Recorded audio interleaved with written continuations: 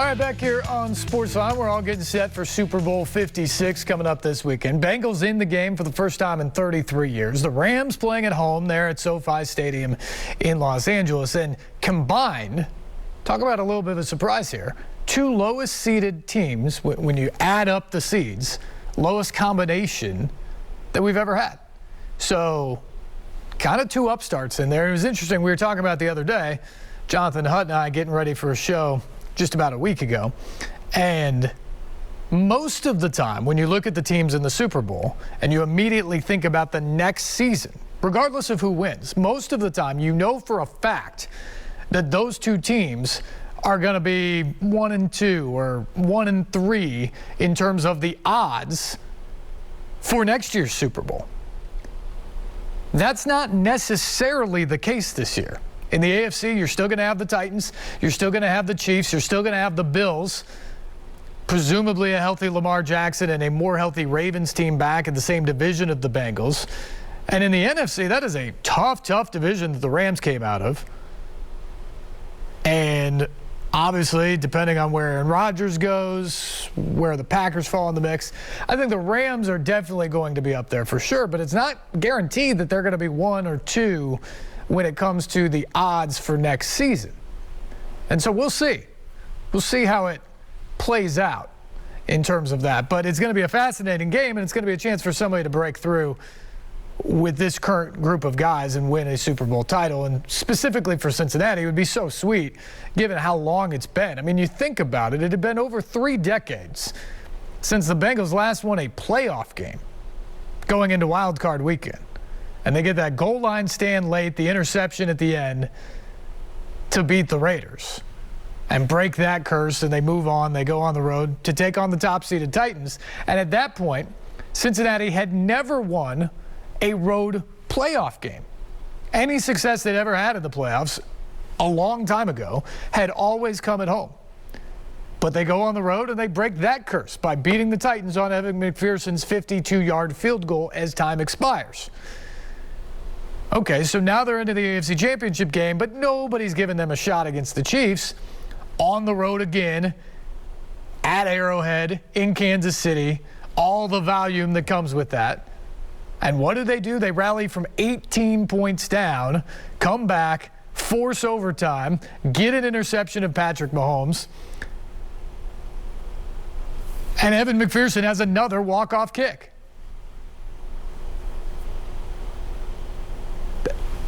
That's amazing. It's an amazing story for the Bengals. It's been a fun ride for the Rams. I mean, think about the fact that they had to beat 2 division rivals.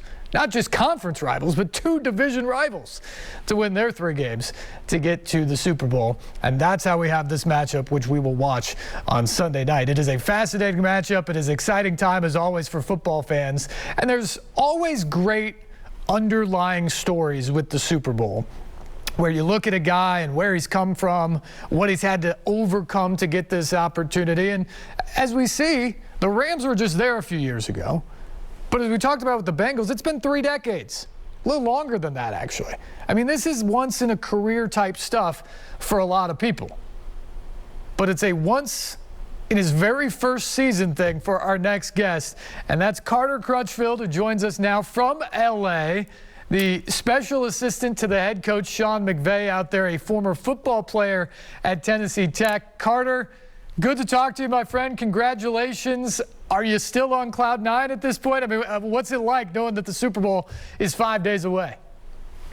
It's been unbelievable, to be honest with you. It's been a dream come true for me. I mean, I still have to pinch myself thinking, literally 6 months ago I was at UNC Charlotte. 9 years ago I was at Chattanooga. So it's been a fast ride and a wild ride for me. But yeah, I mean, to think that the Super Bowl is here in a couple of days is unbelievable. Yeah, to just follow up on that, you played your college ball at Tennessee Tech in the OVC. You go to Chattanooga, then off to Austin Peay. You followed Will Healy to Charlotte. So you were working your way up the college ranks. Then all of a sudden you get a phone call. You're working with the Rams. Now you're in the Super Bowl. I mean, throughout this entire time until maybe about 2 weeks ago, did you ever imagine that you would find yourself in the Super Bowl one day? No, I really didn't. I mean, God is good, to be honest with you, because it just wasn't, you want to work your way up. And I was very happy where I was at UNC Charlotte. And Coach Healy is a dear friend of mine and has always been so good to me. But when this opportunity came about, it was just something that I really wasn't expecting. And so for that to happen as quickly as it did, and then, you turn around 5 months later and you're getting ready for the Super Bowl. It's unbelievable. It's crazy feeling. So let's talk a little bit about this happen, or how it happened, for those people who don't know. You're the director of operations at Charlotte with Will Healy, and you're getting set for a season there as well. It's basically the eve of training camp in the NFL, and you get a phone call. What happens from there? Yeah, so I got a phone call from Jaquez McClendon, who is a Tennessee former VFL, and I kind of just knew him through a common friend, and he calls me kind of blindly and is like, "Hey, I think there might be an opportunity with you for the Rams. Would you be interested?" And I mean, this was a week before we were set to play Duke at Charlotte, so I was like, "Well, the timing's kind of interesting, but yeah, absolutely, I'd love to hear more about it." And they flew me out. And then Coach McVay called me the next day, which was a Sunday before we played Duke on Thursday night, and said, "Hey, you got the job. How quickly can you get to LA?" And so I ended up flying out Monday and haven't been back since. So it's been a wild ride. Oh, I'm sure that's true. As the director of operations in a college football program, you're pretty much in charge of the logistics of everything, running coaches, running players, and all that. How similar is your job now with the Rams? How closely do you work with Sean McVay? And how much of a learning curve has there been in the last 5 or 6 months? There's definitely been a little bit of a learning curve, just with the NFL and college being a little different with rules and just, how you travel and some things like that. But, ultimately my job is very similar. Deal a lot with logistics. Obviously the team is bigger here with the Rams. But yeah, I mean, my day-to-day kind of job is to make sure Coach McVay's taken care of and really kind of act out his vision and try to relay kind of, what he wants to the rest of the staff here in this building. So there's definitely some similarities. In terms of working with coaches, they're all a little bit different, but what have you learned about Sean McVay so far in one season, and what do you think makes him so successful? I mean, I really think it's just how he treats people in this building. Obviously you kind of see the football success as a fan, and he was a guy that I had always, just thought a lot of just from watching on TV and how he carried himself. But coming in this building and seeing how he treats people, I mean, it's really, it's easy for him because he motivates people by how he treats them. And you want to do well for the guy, whether that's coaching staff or players. He works really hard at building relationships, and he's very successful at it.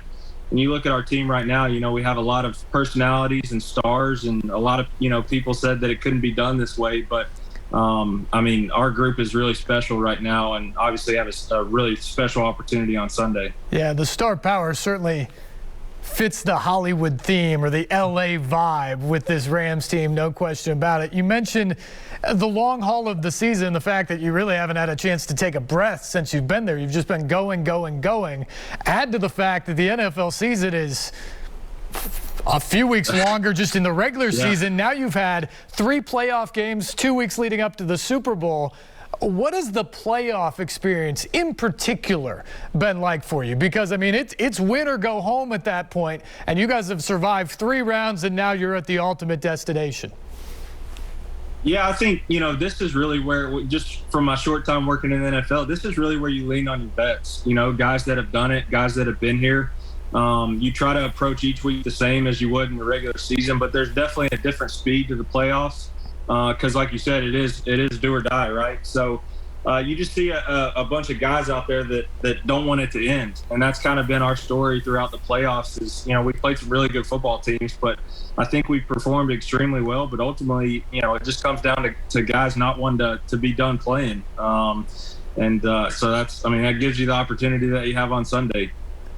I know you guys had the opportunity after the NFC Championship to celebrate on the field and relish that moment as well you should. I saw a bunch of pictures of you and your wife Sarah afterwards, and it looked like you were having a great time. How many people reached out to you, Carter, in the hours and days after that win? Yeah, it's been incredible, to be honest. Just, I mean, even since I got the job, I've had a lot of friends and family that, have kept up with us, and they've just been so good to Sarah and I, and it's just made this transition a lot easier. My wife Sarah's from Nashville, so Nashville is near and dear to our hearts, and her family still lives there. But, to have the support of family and friends, and honestly, for them to get to kind of go through this journey with us a little bit has been so cool to me. And I mean, after the NFC Championship game, my phone was just blowing up. Sarah's phone was blowing up, and it's been overwhelming to have all the support that we've had and people pulling for us. It's really fun. So you've been a part of a championship team before. Back in 2011, you were a sophomore on the Tennessee Tech team that won the OVC championship at that point. Obviously different levels here, Carter, but what was that experience like, and how much does it compare to win a championship at that level versus what you're going for on Sunday?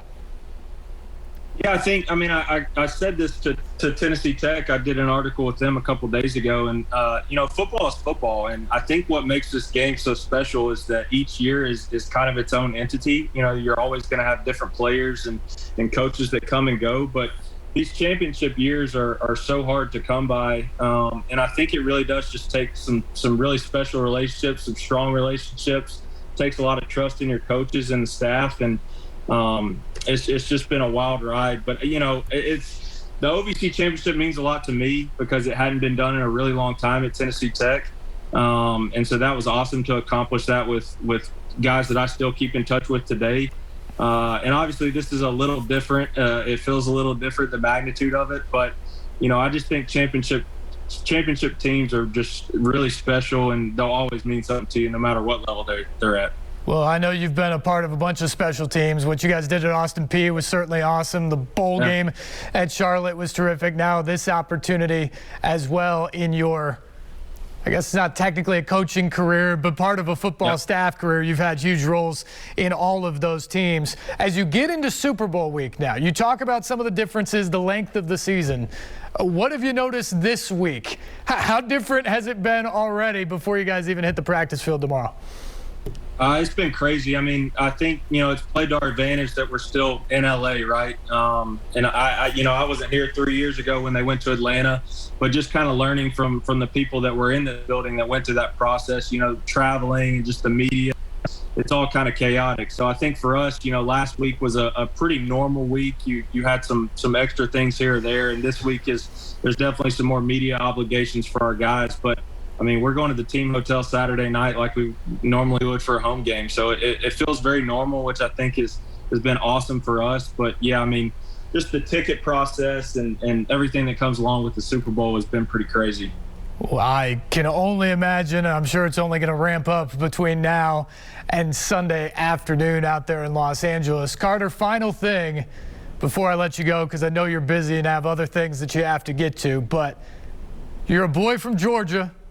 You grew up, you played OVC football, you started in the FCS level, back in the OVC coaching, working your way up to college.